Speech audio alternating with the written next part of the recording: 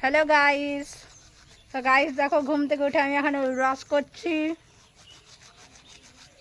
আজকে জামুড়িয়া চলে যাব, এখন সেই জন্য জলদি জলদি উঠে ব্রাশ ট্রাশ করছি, তারপর রেডি হব চাটা খেয়ে।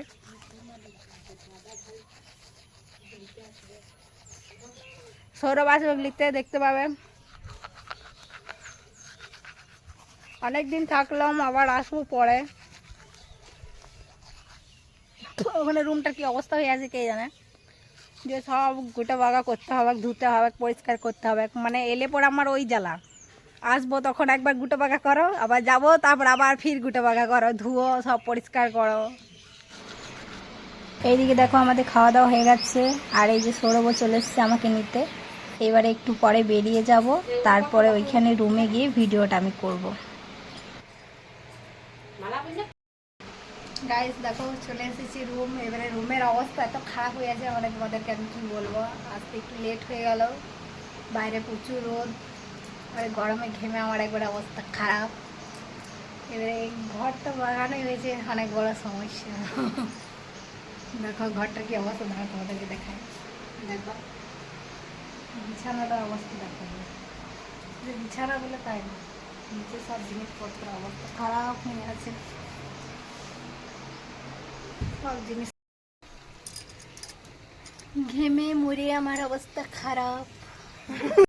দেখো গাইস, কতদিন ছিলাম না, তো অবস্থা দেখছো উঠোনটার এত অবস্থা খারাপ হয়ে আছে, বলার কিছু নাই। সব গাছপালা হয়ে গেছে, চারিদিকে একবার ভরে গেছে, আবার ফির পরিষ্কার করতে হবে। দেখা এখানে গাড়ি রাখার জায়গা করেছিল, ওটাই নোংরা হয়ে আছে সব। এখন ঠিক ধরেছে আমি দেখেছি, আমি লাগাচ্ছি তো ধরিবাং নেই।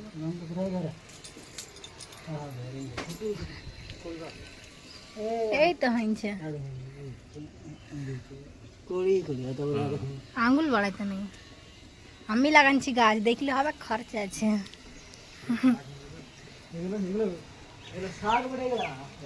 শাকেই তো ওটা। চলো এবার বাড়িটা পরিষ্কার করা হবে পরে, আগে ঘরের ভিতরে পরিষ্কার করতে হবে, গোটাই নোংরা হয়ে আছে।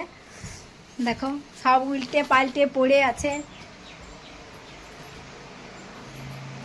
ঠাকুরগুলা পুজো পাশায় সন্ধ্যা কিছু পাই নাই কতদিন ধরে।